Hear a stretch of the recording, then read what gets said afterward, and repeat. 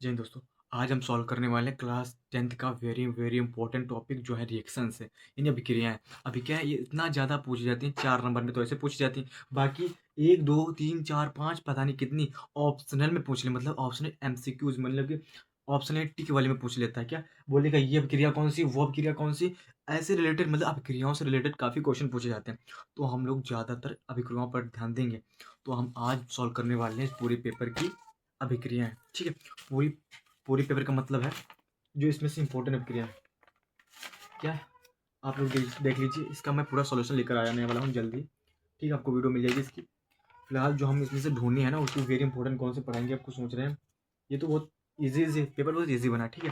कुछ नहीं। हाँ, ये जो अभिक्रिया है आपकी बहुत इंपॉर्टेंट है क्या, हर बार पूछी जाती है। मतलब ये नहीं इसमें से ये वाली जो है ना हर बार रिपीट की जाती है, और इसमें से ये फर्स्ट और थर्ड वाली हर बार पूछी जाती है। मतलब 2-3 सेटों मैंने दे रखी है, ये आई है, ठीक है? हम इनको चारों को सॉल्व करने वाले 4 मार्क्स हैं आपके।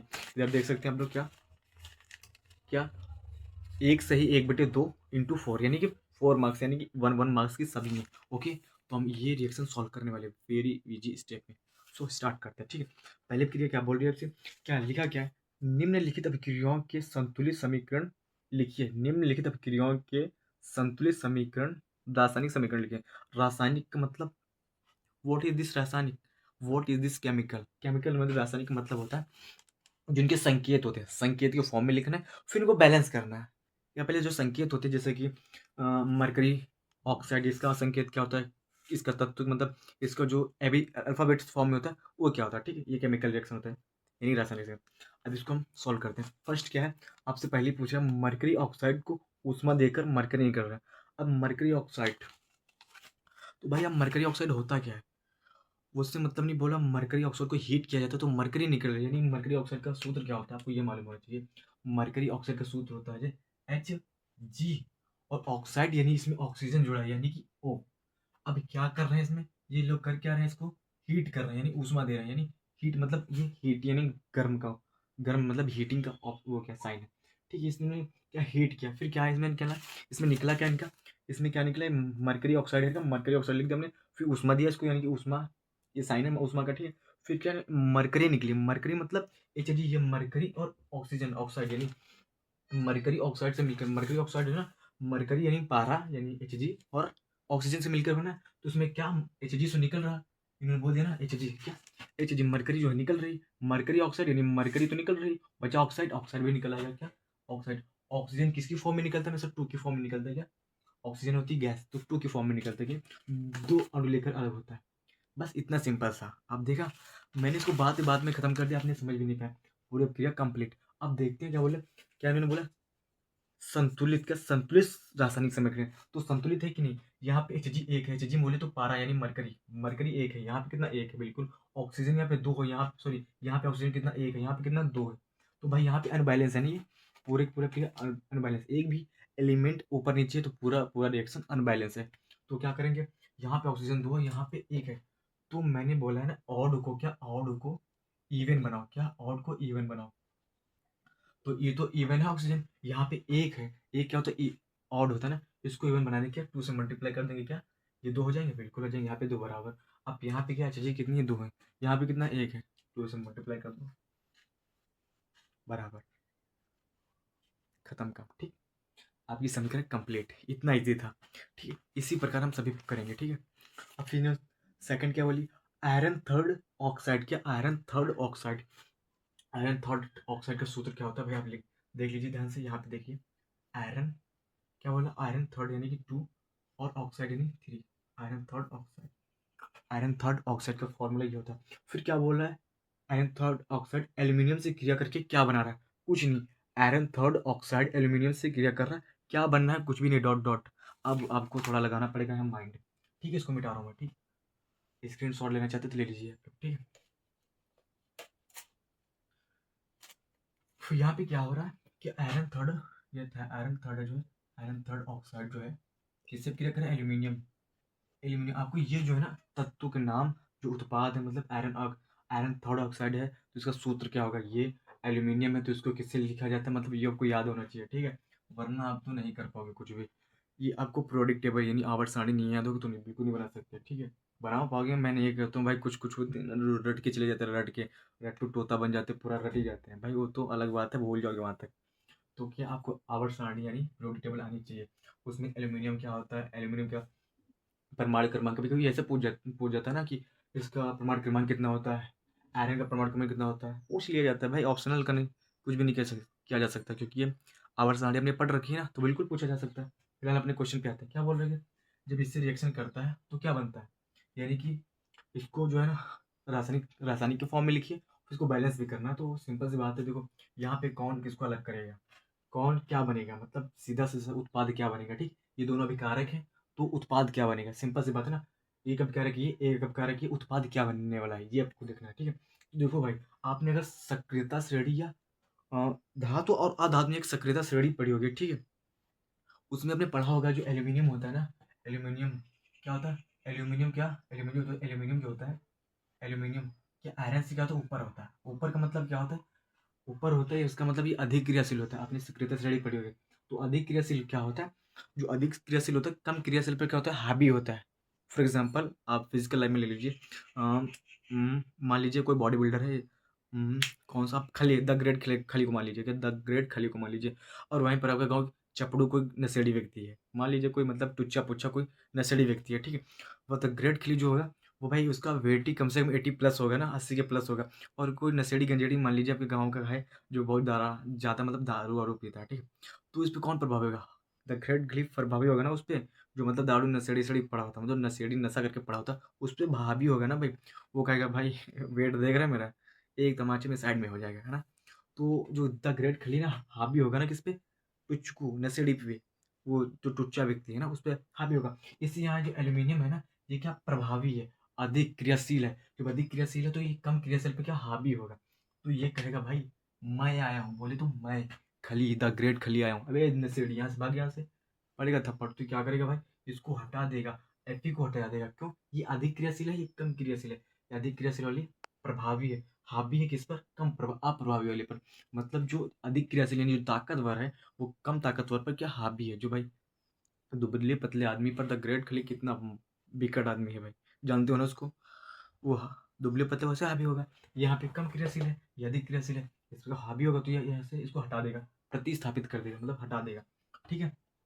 अब क्या करेगा, इससे हटा देगा, तो क्या बनाएगा, एल्यूमिनियम ऑक्साइड, एल्यूमिनियम ऑक्साइड, ठीक है, टू के फॉर्म में टू आ गया, अब एल्यूमिनियम आ गया, टू के फॉर्म में आता, ठीक है। अब बचा क्या, आयरन बचा, तो आयरन यहाँ से निकल जाएगा, सिंपल सी बात है, क्या मैं जा रहा हूँ भाई, नशे का मैं जा रहा हूँ भाई, जा रहा हूँ, तो चला जाएगा, फिलहाल मैं वापस आता हूँ, ठीक है। आप समझे कैसे हटाइए, क्योंकि जो सक्रियता श्रेणी होती है उसमें क्या एल्यूमिनियम अधिक क्रियाशील होता है, ये कम क्रियाशील होता है, ये इसको विस्थापित मतलब विस्थापित कर देता है, इसको हटा देता है, ठीक है। अब ये कौन सी क्रिया बनी वैसे, ये इसको हटा रहा है, ये हट रहा है, यानी विस्थापन क्रिया, क्या होगा, विस्थापन, कौन सी क्रिया, विस्थापन, ये इसको विस्थापित कर दे रहा है, क्या ये इसको विस्थापित कर दे रहा है, कौन सा क्रिया, ये उदाहरण के तौर पर लिख सकते हैं, जब पूछे आपके विस्थापन अब क्रिया का उदाहरण दीजिए, तो आप ये लिख सकते हैं कि इसका विस्थापन, विस्थापन, ठीक, ये विस्थापन अब क्रिया के उदाहरण लिख सकते हैं, क्योंकि इसको विस्थापित कर रहा है ना। अब देखते हैं ये बैलेंस है कि नहीं बैलेंस है, आपको बैलेंस चेक करना है, ठीक है। अब देखना है आपको, आयरन कितना, टू है, यहाँ पे कितना, एक है, तो यहाँ पे टू से मल्टीप्लाई कर देंगे, टू बराबर हो जाएगा, बिल्कुल ऑब्वियसली बात है, बराबर हो जाएगा। एल्यूमिनियम कितना है भाई, दो है, यहाँ पे कितना है, एक है, दो से मल्टीप्लाई कर देंगे, बराबर हो गया, क्या दिक्कत है, सब कुछ बराबर हो गया ना। आपके दो नंबर फिक्स, पहले वाला और ये वाला, टू नंबर फिक्स आपके, ठीक है। अब हम लोग देखते हैं थर्ड इक्वेशन, थर्ड इक्वेशन क्या बोल रहा है, क्या बोला है, जिंक कार्बोनेट से क्या बनना है, जिंक ऑक्साइड बनना है, जिंक कार्बोनेट से जिंक ऑक्साइड बनना है आपको, जिंक, अब क्या जिंक कार्बोनेट है ना, क्या बोला पहले, जिंक कार्बोनेट से जिंक ऑक्साइड बनना है, तो जिंक कार्बोनेट का आपको सूत्र याद मालूम होना चाहिए, याद मतलब मालूम होना चाहिए जिंक कार्बोनेट होता क्या। अब जब सूत्र मालूम होगा तो आप डेफिनेटली ना, मुझे मालूम है, आप निकाल लेंगे, आप थोड़ा बहुत टुचकू टुचकू माइंड लगाएंगे ना, टुच्चू पुच्चू वाला, तो उससे बना लेंगे। जैसे कार्बन जिंक कार्बोनेट क्या होता है, जिंक हो गया, जिंक क्या होता है, जेडन, यानी जेडन, और कार्बोनेट क्या होता है, CO3, ठीक है। अब क्या बनना है अभी बता रहा हूँ, ठीक है, ये क्या है, जेडन, जेडन और CO3 इसका होता है जिंक कार्बोनेट होता है, ठीक, जिंक कार्बोनेट। अब क्या बनना है उधर, क्या बनना है, जिंक ऑक्साइड बनना है ना, क्या बनना है भाई, इधर देख लो आप लोग, जिंक ऑक्साइड बनना है, तो जिंक ऑक्साइड मतलब जेडन ओ, ZnO यानी जिंक ऑक्साइड। अब देखो यहाँ से मतलब क्या इन्होंने क्या लिया, इन्होंने क्या किया, इन्होंने कुछ हीट किया होगा, कुछ भी किया होगा, उससे मतलब नहीं। यहाँ पे आई थिंक हीट ही किया होगा, उन्होंने गर्म किया होगा, ठीक है। मान लो कुछ भी किया, उन्होंने कुछ भी किया हो, ठीक है। यहाँ पे क्या बनना है, जिंक ऑक्साइड बनना है ना। तो यहाँ से इन्होंने जिंक निकाल दिया है, और यहाँ से एक ऑक्सीजन निकाल दिया, कितना, एक ऑक्सीजन। यहाँ पे क्या बचा, सी बचा ना। तो यहाँ पे तीन थे कार्बन, सॉरी तीन थे ऑक्सीजन, एक निकल गया, तो कितना बचा, दो ऑक्सीजन बचे ना। तो सीधा सीधा बचा कार्बन डाइऑक्साइड, तो कार्बन डाइऑक्साइड निकल जाएगी भैया अपना, सिंपल सी बात है, निकल गई ना। मैं एकदम देहाती तरीके में बता रहा हूँ कौन सी रिएक्शन हो रही, कहाँ पे हो रही, इसका मतलब मत रखो। अब जब भी इनको ऐसे दे रहा, हिंट के तौर पे आपको एक ये दिया ना, जिंक ऑक्साइड बनना, जैसे कि आपने पहली अभिक्रिया में देखा था, क्या देखा, मरकरी ऑक्साइड थी ना, मरकरी ऑक्साइड में से क्या, मरकरी ऑक्साइड से मरकरी निकल रही है, तो ऑक्साइड यानी कि ओ बचा होगा, ऑब्वियसली बात है, मरकरी ऑक्साइड यानी कि मरकरी का सूत्र होता है Hg, ठीक है। ऑक्साइड यानी ओ होगा। अब इसमें से मरकरी तो निकाल दिया इन्होंने, ठीक, बचा क्या, ओ ही तो बचा होगा, तो ऑब्वियसली ओ बचेगा। For example same to same ये दोनों मैच मैच कर रहे हैं ना। अब इसमें क्या, जेडन ऑक्साइड यानी जिंक ऑक्साइड तो बन रहा है, बचा क्या इसमें से, क्या जिंक यहाँ पे ले लिया, एक ऑक्साइड में से एक वो यहाँ पे ले लिया, वो बचा क्या भाई, CO। यहाँ पे कितने थी, थ्री थे, एक निकल गया तो बचा टू, तो CO3 बचा, CO2 बचा, CO2 कार्बन डाइऑक्साइड, सिंपल है ना। ना इसमें कोई लॉजिक की बात नहीं, आपको खुद मतलब लॉजिक की बात है, सॉरी मैं लॉजिक की बता रहा हूँ, इसमें लॉजिक की बात है, इसमें कोई ज़्यादा केमिकल रिएक्शन कैसे हो रही है, मतलब हो रही है, अंदर अंदर हो रही है, ठीक है, उसको ध्यान नहीं देना। आपको जैसे हिंट दे दे, कुछ भी थोड़ा हिंट दे दे, आपको उसको पकड़ लेना। यहाँ पे बोल दिया जिंक ऑक्साइड, यानी यहाँ पे जिंक निकाल लिया, ऑक्साइड एक ऑक्सीजन निकाल लिया, सूत्र मालूम होंगे तो आप निकाल पाओगे, ठीक है। यहाँ से एक निकाल लिया, ठीक है, सिंपल सी बात है।